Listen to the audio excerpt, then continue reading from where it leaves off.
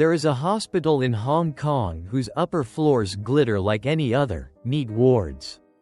Quiet nurses. A cafeteria that sells weak coffee. But below the ambulance bay, where the concrete sweats and the air tastes like metal, there is a door no one opens after midnight.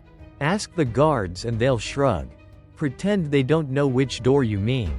Ask a cleaner and she'll tell you to keep your voice down. Because sound carries in the old stairwell and wakes things that should have slept. During the war, this place was requisitioned. Its basement expanded like a warren under the city. Blueprints were revised in pencil.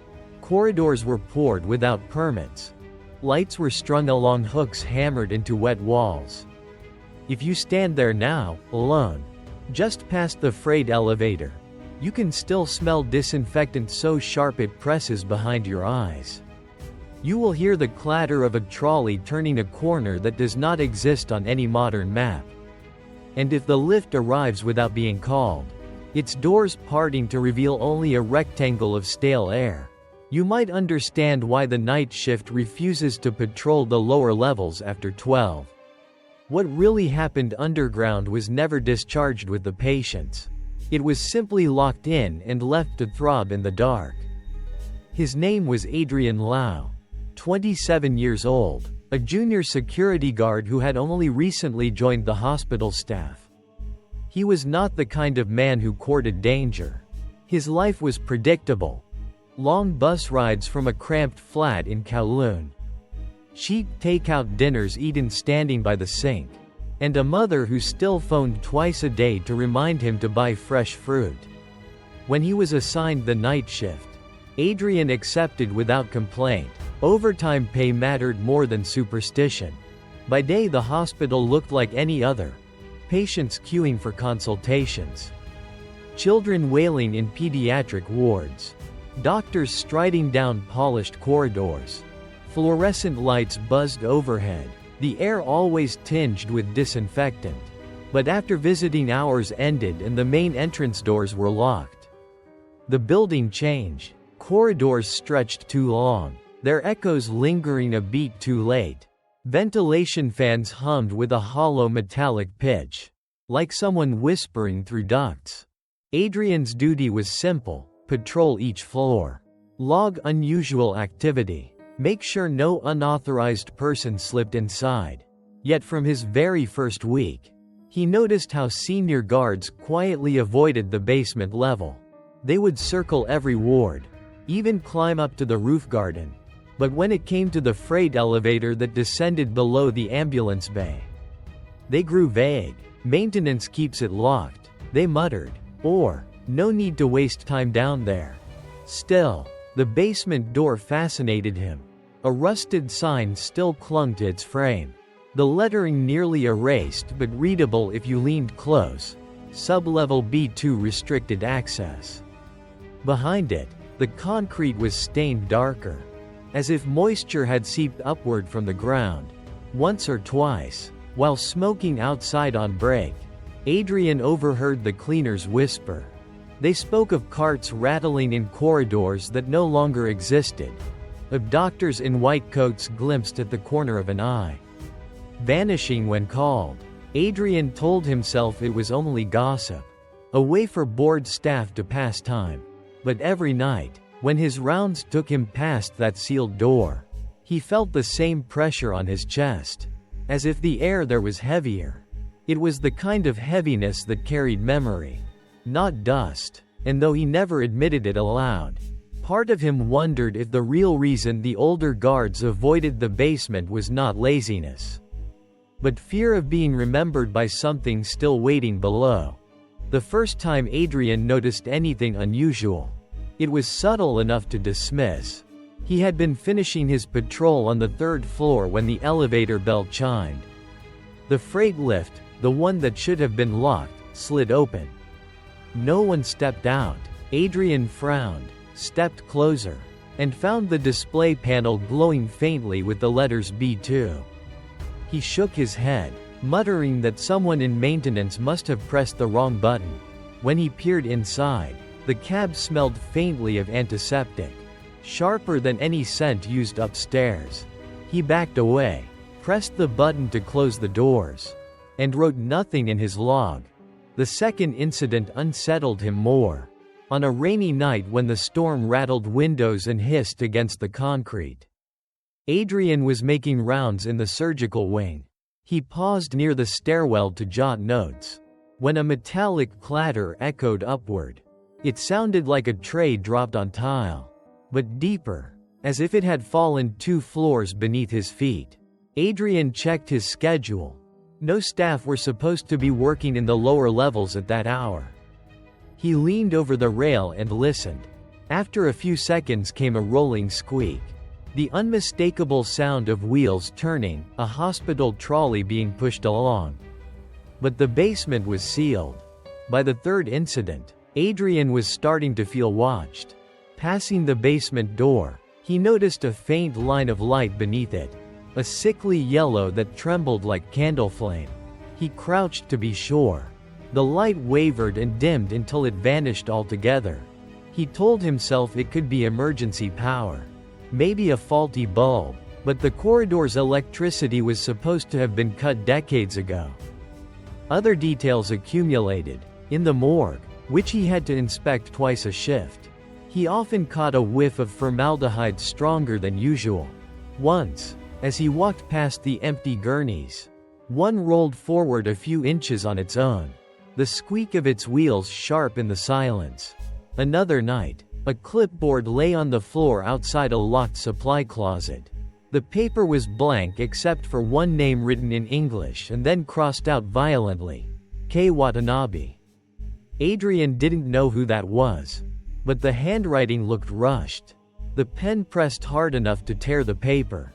He tried explaining these away. Old buildings creak. Air vents push carts. The storm outside rattles pipes. But explanations only went so far.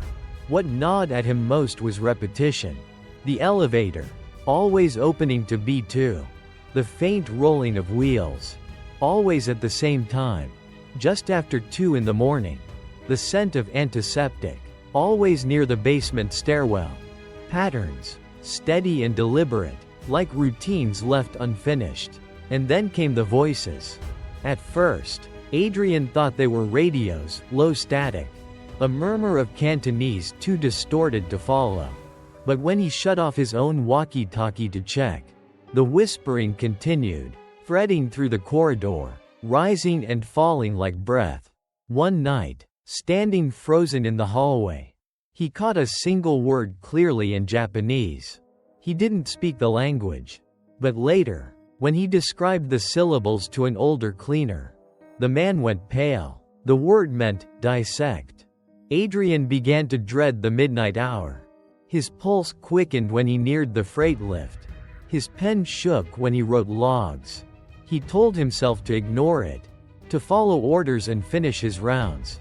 But each time the elevator chimed or the wheels squeaked in the dark below, a question pressed harder at his mind: if the basement had been sealed, then who, or what, was keeping to the same schedule? Night after night, Adrian's unease sharpened into dread when the patterns grew bolder. At first, it had been the elevator and faint sounds. Now, the building itself seemed to draw him toward the sealed basement, as if testing how much he could endure before breaking. One night he walked his usual round through the orthopedic wing, clipboard in hand, when he noticed something wrong with the windows. Rain streaked the glass outside, but the reflection in the pane did not match his movement. He lifted his flashlight, moved left. His reflection lagged half a second behind. He stopped, breath caught in his throat. The reflection stopped too, but then tilted its head at a sharper angle than he had. As if studying him, he turned away, nearly stumbling into the stairwell. Another time, he found footprints tracked across the polished floor of the radiology department. Not dusty marks from shoes, but bare prints, damp and faintly reddish, as if someone had walked straight from surgery without cleaning their feet. They led from the elevator toward the basement stairwell, and then simply stopped. vanishing mid-corridor. Adrian crouched, touched the last print. His finger came away sticky. When he wiped it on his uniform, the stain smelled metallic.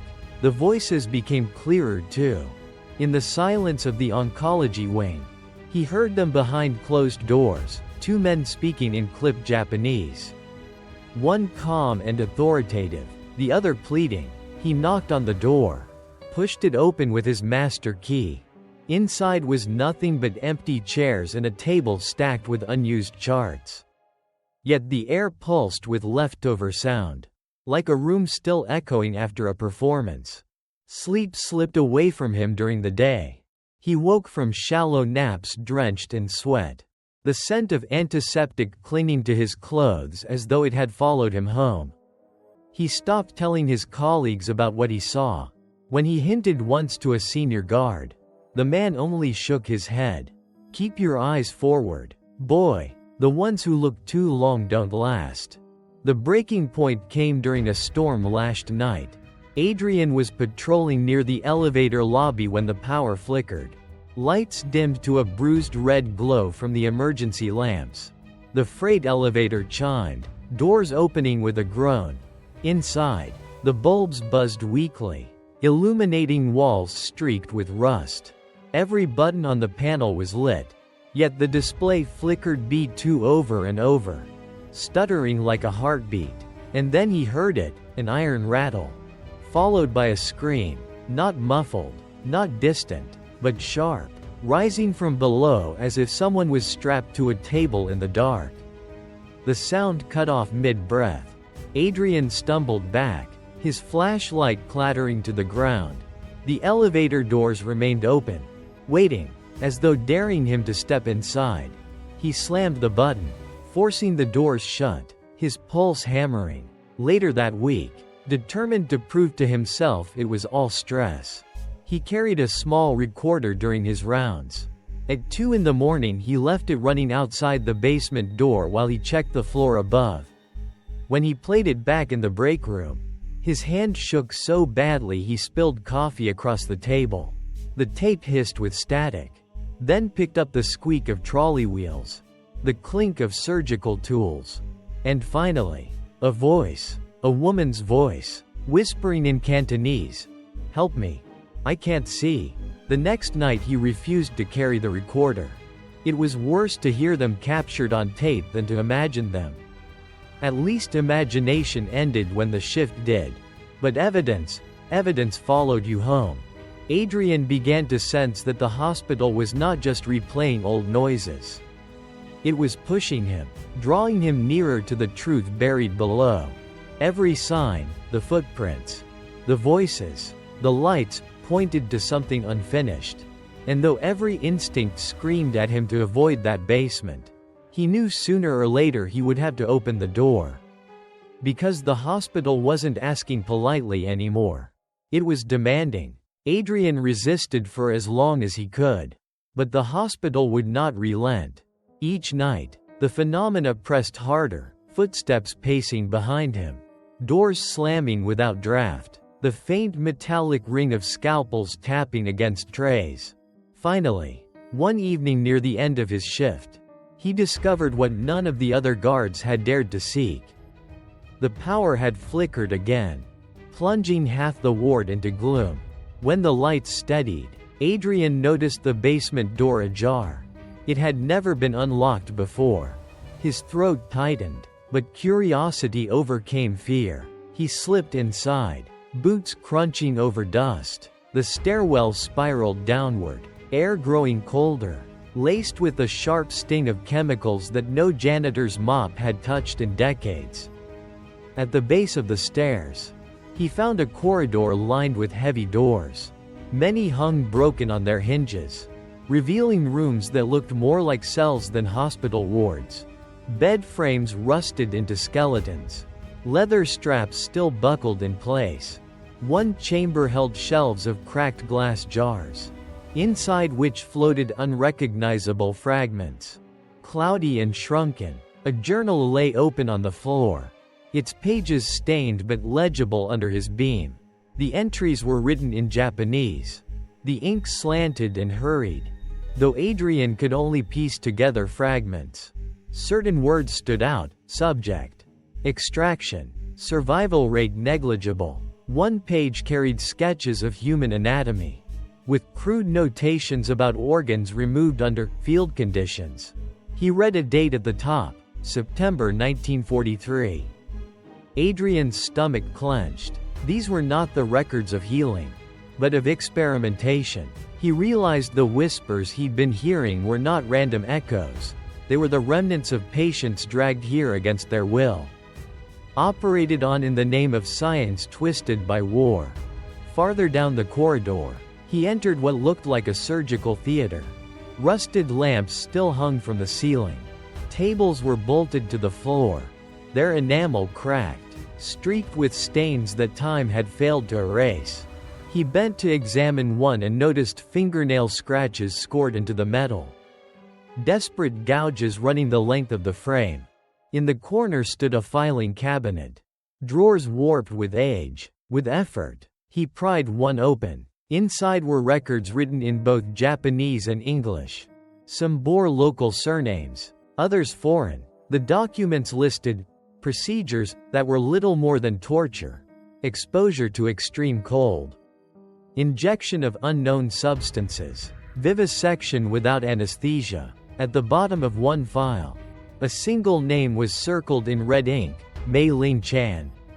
Age 19. The name rang in his head like a struck bell. For nights, he had heard a young woman's voice pleading in Cantonese. Now it had a name. Mei Ling had not vanished into rumor. She had been kept here, catalogued like an experiment. As Adrian shoved the file back, his light flickered, the air thickened, and the whispering surged into a chorus.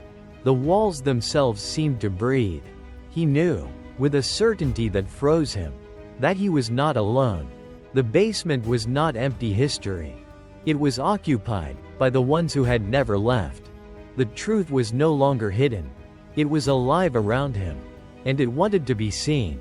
Adrian's breath came in shallow bursts, his flashlight trembling in his grip. The corridor stretched ahead like a vein carved into stone, lined with locked rooms that whispered without mouths. He turned back toward the stairwell, but the door had swung shut, the slam echoing so loud it rattled his bones. He was sealed inside. From the far end of the passage came the screech of wheels. A gurney rolled out of the shadows, moving on its own, its rubber tires squealing against the tiles. Straps dangled from its sides like limp hands. Adrian stepped back, colliding with the wall. The gurney slowed to a halt before him, and as the overhead lamp buzzed, he saw the indentation of a body pressing into the canvas. Invisible yet undeniable. The whispering grew louder, now a chorus of agony in multiple tongues: Cantonese, Mandarin, English, Japanese, all overlapping in a single plea: stop. Let us go. Don't cut again. The air grew icy, then hot, swinging violently as if the building itself were fevered. Adrian's knees weakened. He clutched his cross necklace beneath his shirt, though he hadn't prayed in years. Suddenly the journal he had read snapped shut on the floor. Pages fluttered as though caught in a phantom wind. Then a shape materialized, first faint as smoke, then sharpening into a figure in a surgeon's gown. Face masked, eyes glinting through wire spectacles. The apparition carried a scalpel that gleamed even in the dim light. Behind him, other figures appeared. Nurses in blood-stained uniforms, their mouths sewn shut, holding trays of rusted tools. Adrian stumbled backward, but the wall behind him grew slick. He turned to see it covered in handprints, fresh and wet, pressing outward from within the concrete as though dozens of souls tried to claw free. A cry pierced the chaos, a young woman's voice, strong and desperate. "Please, help me." It was the same voice from his recorder. Mei Ling. And then she appeared, at the edge of the gurney. Her figure shimmered into form. A girl in a hospital gown. eyes hollow but burning with will. Chains hung from her wrists, clattering against the floor though they were spectral. She looked directly at Adrian, and for a heartbeat, he felt every ounce of her pain, cold steel. The tearing of flesh, the abandonment of hope. The surgeon's ghost turned toward her, scalpel raised. His voice was a rasp in Japanese. But Adrian understood the intent. The experiment was to resume. The nurses moved closer, their footsteps muffled but purposeful. Adrian's instincts screamed at him to run, but the door behind him remained sealed. He realized the only choice left was whether to watch in terror or to act. Summoning a courage he did not know he had, Adrian stepped between Mei Ling and the surgeon's ghost. "She's not yours," he shouted, his voice cracking. "None of them are." The words echoed unnaturally, bouncing back as if the walls themselves repeated his defiance. The surgeon lunged, the scalpel passing within inches of Adrian's chest, leaving a slash of cold that burned like fire. The gurney tipped, crashing to the ground, the sound deafening.